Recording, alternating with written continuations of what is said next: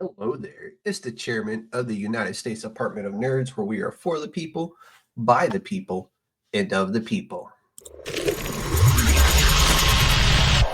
You are listening to the USDN on the DSPN.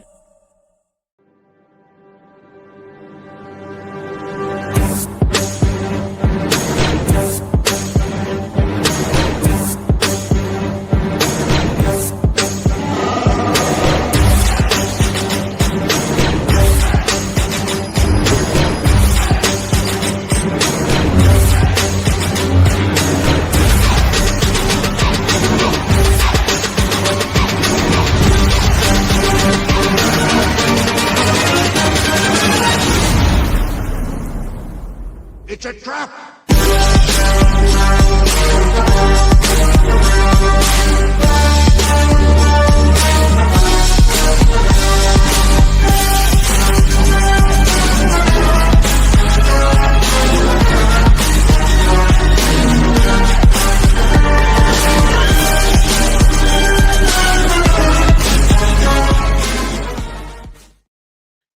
What is up, everybody, and welcome to the 6th episode of 2025.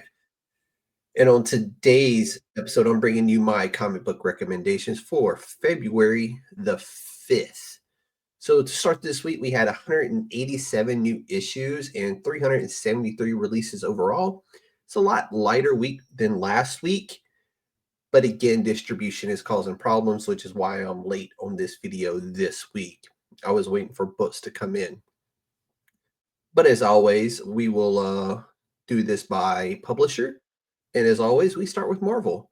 So let's dive in. So we only have one pickup this week from Marvel. It is a number 1, and it is Star Wars Legacy of Vader.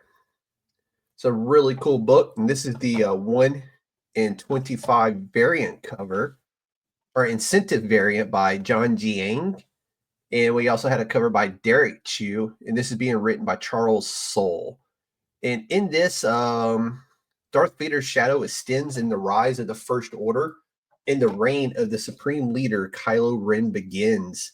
And his obsession with his grandfather leads him to Fortress Vader on Mustafar. But what secrets does it hold for the young Kylo Ren? And what face from the past will guide him on his journey? Really dope book. Like I said, this is the 1 in 25. Really dope cover. I'm excited to read this and see what we get out of it. So moving right along, we're going to stop by Dynamite this week for Savage Tales. This is going to be the Winter 2025 special. And it is being written by Kurt Busiek, and Joseph Michael Linsner did this cover. This is a one-shot that features 3 stories from John Carter and Dejah Thoris, Vampirella, and Captain Gullivar Jones.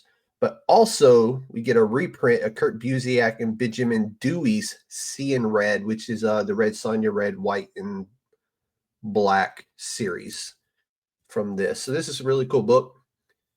Been seeing it hanging out on the internet for a while now.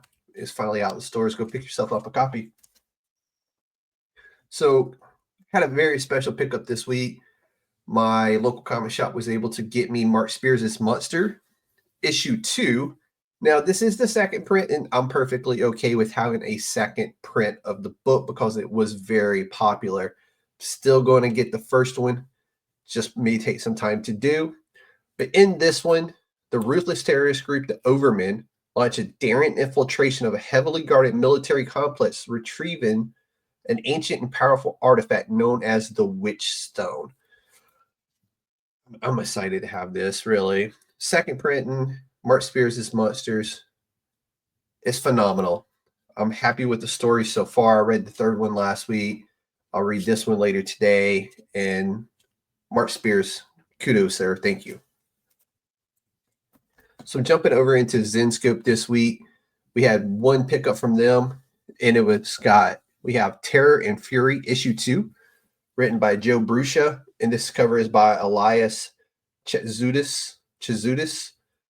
And after decades in limbo, Terror and Fury are back, and they are thrust into a world teeming with monsters. But as they make their way through the undead hordes, They discover a sinister plot by vampires to turn humans into slaves for a constant food supply.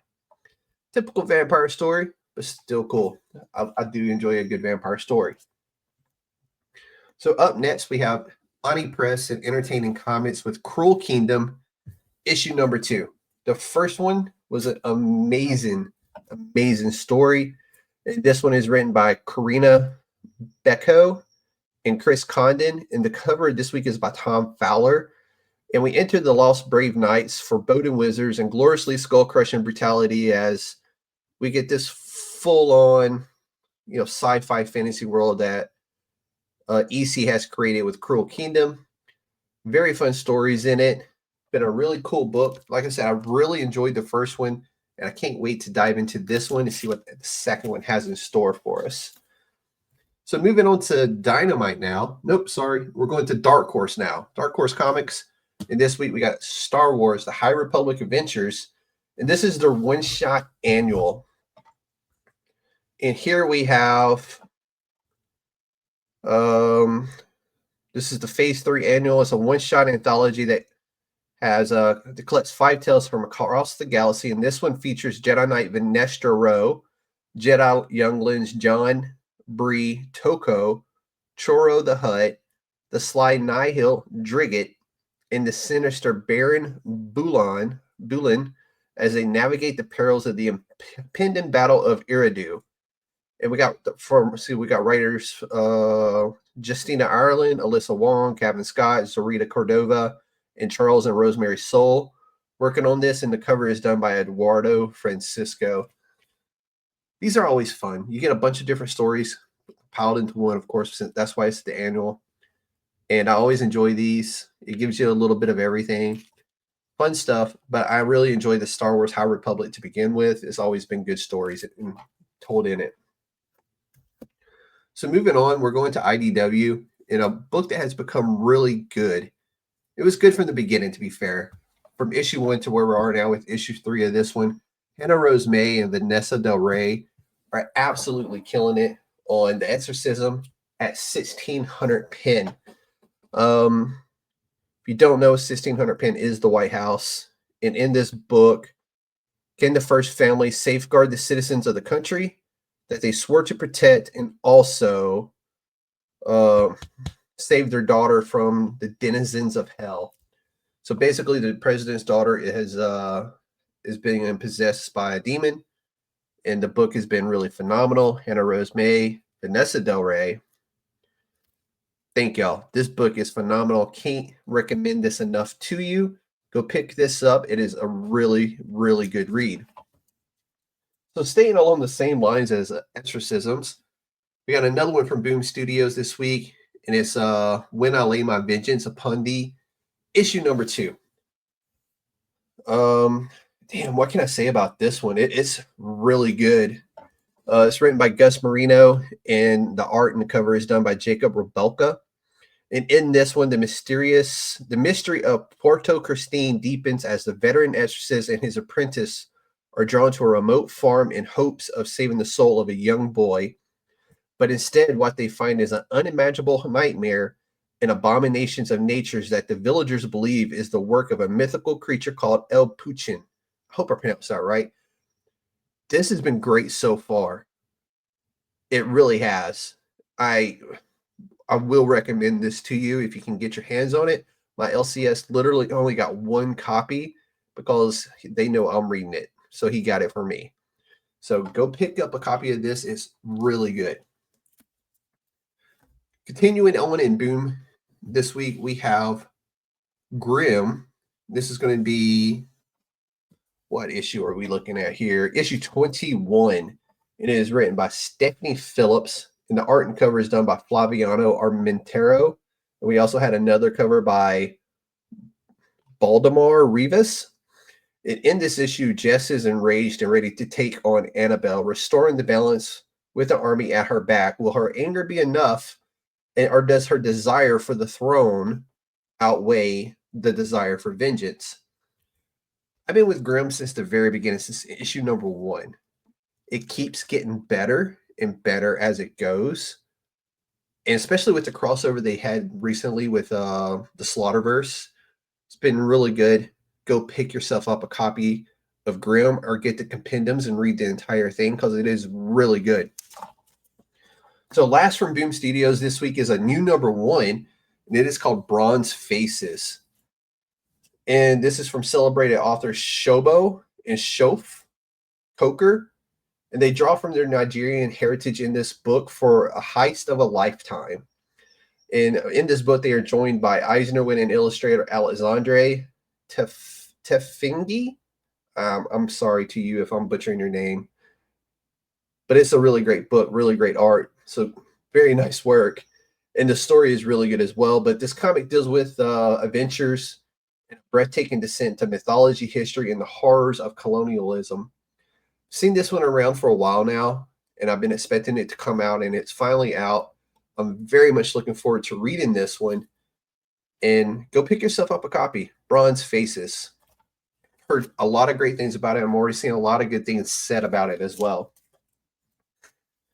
So moving on this week, we're jumping over to Image now. So we're getting close to the end.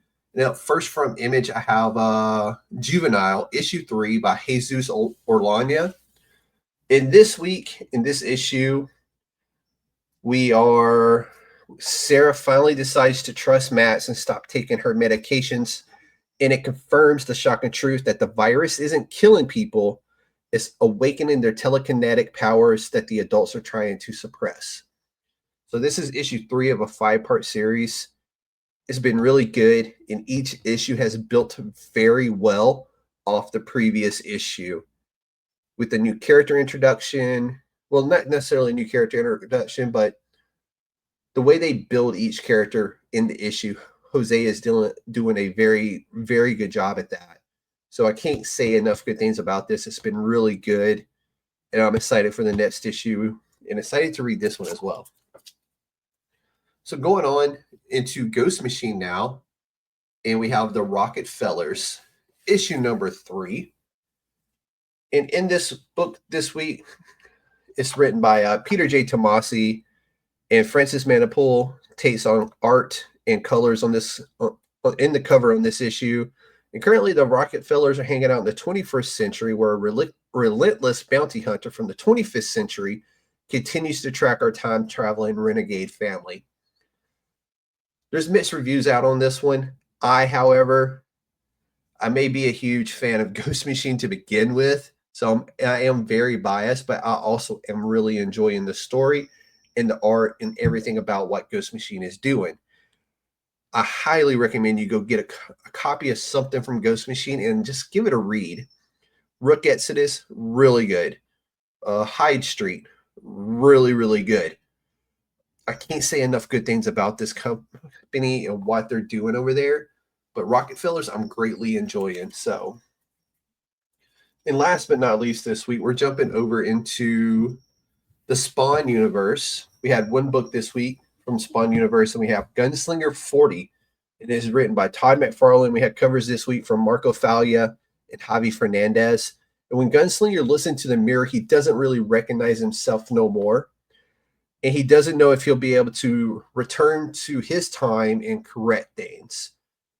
But Gunslinger has been really good. Again, this is separate from Tales of the Gunslinger. 2 different stories, same character, but it's been really fun and really good read so far. We're already on issue 40, and it just keeps getting better. So kudos to Todd and the team over there on all their titles they currently got going on. And I know they have more titles coming. So I'm excited to dig into those when they come out. Just simply because the Spawn universe, the way it's growing and expanding, has been done brilliantly, and I enjoy what Todd and the team is doing over there. So that is my recommendations for the week of February the 5th. I want to know what everybody's picking up and what you're reading. Do you have any recommendations for me to read? I always appreciate those. I always appreciate a good read. So I hope you enjoyed this here. It was my 6th episode of 2025. And if you did, share us with your friends. Be on the lookout on my other social media sites where I will be posting the rest of the covers I picked up this week, because I do pick up multiple covers for certain titles.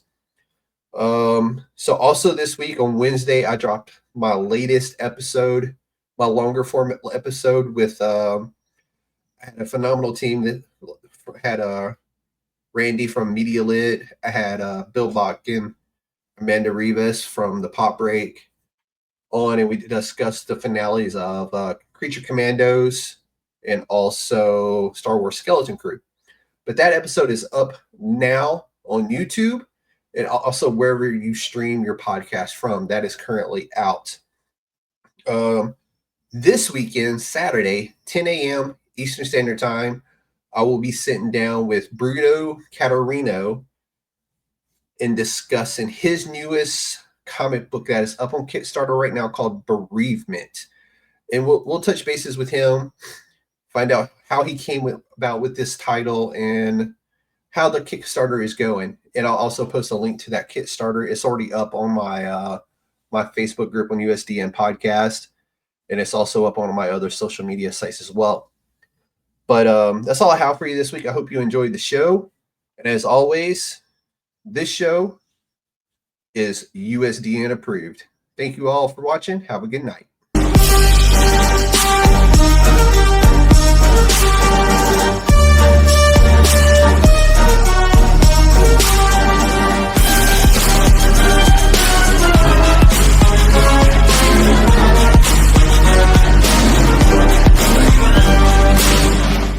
It's a trap!